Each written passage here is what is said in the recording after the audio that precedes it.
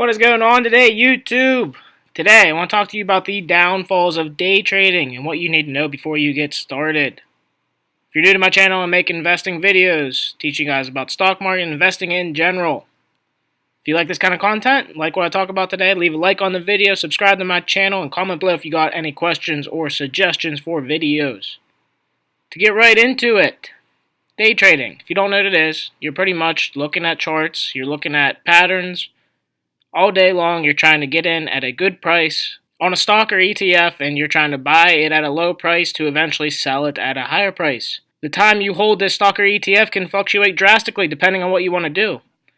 Depending on your account size, you are allowed 3 day trades per week, and that is only if you have less than, it depends on brokerages, but $20,000 to $25,000 in your account. Now, day trade classified, you have to buy and sell that entire position in the same trading day. If you buy it on a Monday and sell it on a Tuesday, it does not count as a day trade. It has to be bought and sold in that same day. Let's get right into the downfalls. The downfalls of a day trader. You want to make sure you have the time and you enjoy looking at charts and patterns and trying to figure out where a stock is heading. You are going to be looking at a lot of charts like this. You're going to be drawing a lot of lines that you can see in the red. You're going to figure out what pattern this stock is heading towards, or ETF. For the duration of this video, I will be looking at all ETFs, but stocks are the same. We can look at Facebook quick if you want to. Look, same type of chart, just it's stock rather than ETF. But I got ETFs over here, so that's what we're going to go over. So to get into the downfalls, you're going to have to watch these charts, these patterns. You're going to have to follow them. You're going to have to watch them daily, weekly, whatever you want to set your time duration as. But the longer you hold it, probably the more risk you're in. Because if you're in a stock or ETF, the longer you're in it, the more risk you're taking on if it's going down, or you're holding and hoping, which is bad.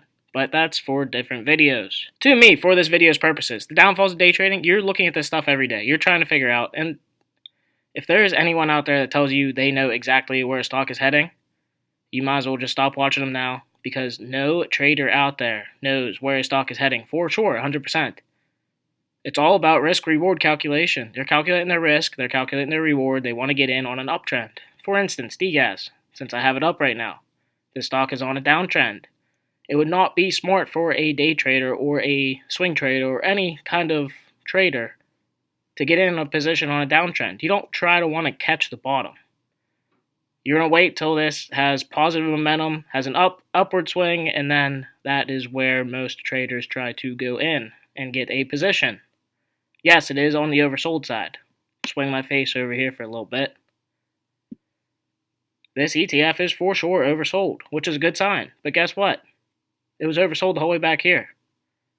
And here, and here, and here, and here, and here. And look, it's all the way down to here. So, if you're just going by the oversold, you probably would have got in around 1960, and guess what? You lost 30% of your money that you invested because you were just looking at the RSI indicator. Now, if you want all these different types of indicators, I have a different video on it. You can go check it out. I'll link it up, down here, or up here now. So we're going to go back down here. And so you're looking at charts like this every single day, and you're not going to know where the stock or ETF is going for sure. It's a guess. It's all calculating risk-reward. And if someone tells you, oh, I have insider information, telling you, oh, I know that this stock or ETF is a buy because I heard from the insiders of the company, guess what? If someone tells you that, you better run even faster, because that information is highly illegal and you will end up in jail if you ever get caught for insider information, in case you didn't know that. So, I mean, if anyone is telling you they have insider information, you're in big trouble if you keep on talking to them and try to trade based off something on the inside. That is a highly, highly, highly illegal practice in the stock market. So, we'll go over to a stock or ETF. We're going to go over to an ETF that's on an uptrend. You're going to be looking at stuff like simple moving averages. You're going to be try to put these lines on here telling you when the stock's going to reverse. You're going to look for reversals and all kinds of stuff just to give you a hint of where if you are getting in at a good price. A lot of people wait till it's bottoming out, starting to flatline, and then they're trying to get around 25% gain at most. Some traders just go for 2% gains, but they're trading with a lot more money. Someone that trades with $30,000 and looking for a 2% gain, I believe that's around $600. So if you're not trading with $30,000 and you're going for a 2% gain, it depends what you're trading at. It's really going to affect how much you're making compared to these day traders that make a lot of money. Another downfall of being a day trader: there is no passive source of income about this at all. You are always, always, always actively looking at this market, looking at these charts, until you could imagine. I mean, people make tons and tons and tons of money in day trading and swing trading, any kind of short-term trading. But as soon as you stop this, you're not going to be making any more money. It's not like a business that you start from scratch and you build up and then eventually you put people below you that can make money for you. As soon as you stop actively managing it, your income source stops. So yeah, if you're going to do this as a career and you enjoy looking at charts like this every day, and you just want to go, okay, I want to make $10 million off trading, and then I'm set for life because I'm not going to go off and spending it on random things, and I'm going to just live off it for the rest of my life. That's fine. But make sure you know what you're getting into. It's not something that you're just going to do for a little bit and then it's going to become automatic. It's going to be automatic. You're always going to be actively doing it. Another downfall, depending on what kind of trader you want to be, you have to look at the market hours. I know here I'm on Eastern Standard Time. Market hours opens at 9:30 and it closes at 4. If you go the whole way over to the West Coast, like California, it opens 6:30 and closes at, I believe, 1 o'clock. Depending where you are, you have to be there for the time the market's open, because you can't trade when the market's closed, and it's not a 24/7. Maybe eventually in the future it'll be a 24/7 market, but that'll probably really cut down the volatility of everything because there's usually a big surge of buyers or sellers towards market open or market close. So a lot of traders, day traders, they will go in and they will only be there from the first half hour to hour the market's open, and then they'll come back in the last hour, 2 hours, market close. A lot of traders, they'll go eat lunch or do their other businesses, whatever they need to do during the lunch period. So that's when the market is least volatile. Another downfall, I know these ETFs, they're bulls or bears, basically. What I mean by that is when one goes up, the other one goes down. We'll just look at USLV. It's a silver ETF. Look, this one's trending down. And then we'll look at DSLV. This one's trending up. It's the inverse. It plays off the inverse of silver. So silver, if you follow that at all, this price in silver is really dropping lately. And that replicates the USLV, where DSLV, it goes up when silver price goes down. What I was going to say about this, though, we are in a strong, strong, strong bull market right now. So if you were just a buyer, you're not a shorter. Shorting stocks is betting on the stock or ETF going down. Where you're buying, you're hoping on it going up.